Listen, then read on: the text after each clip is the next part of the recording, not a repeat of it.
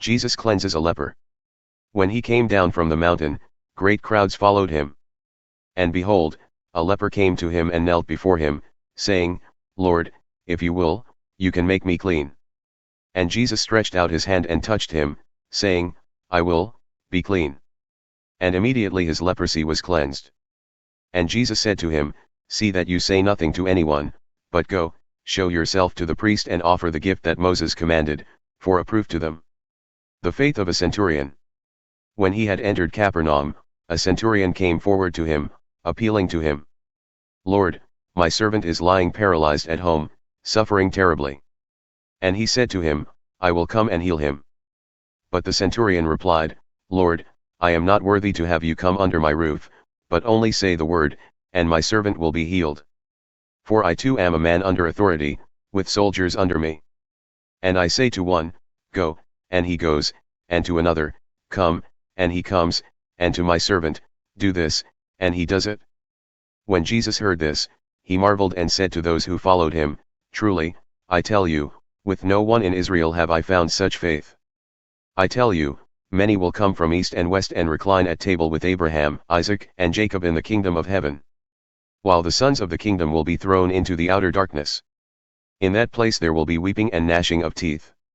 And to the centurion Jesus said, Go, let it be done for you as you have believed. And the servant was healed at that very moment. Jesus heals many.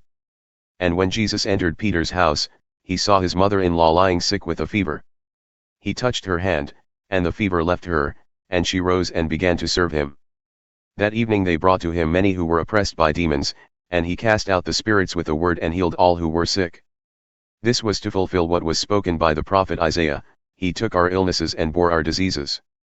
The cost of following Jesus. Now when Jesus saw a crowd around him, he gave orders to go over to the other side. And a scribe came up and said to him, Teacher, I will follow you wherever you go. And Jesus said to him, Foxes have holes, and birds of the air have nests, but the Son of Man has nowhere to lay his head. Another of the disciples said to him, Lord, let me first go and bury my father.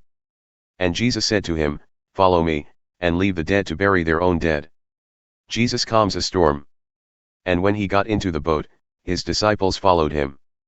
And behold, there arose a great storm on the sea, so that the boat was being swamped by the waves, but he was asleep.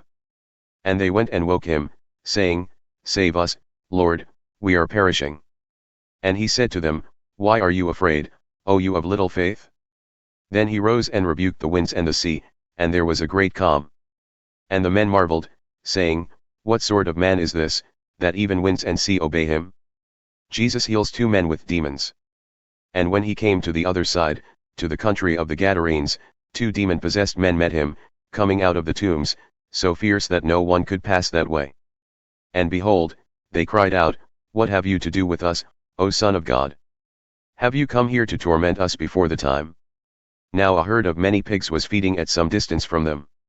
And the demons begged him, saying, If you cast us out, send us away into the herd of pigs. And he said to them, Go.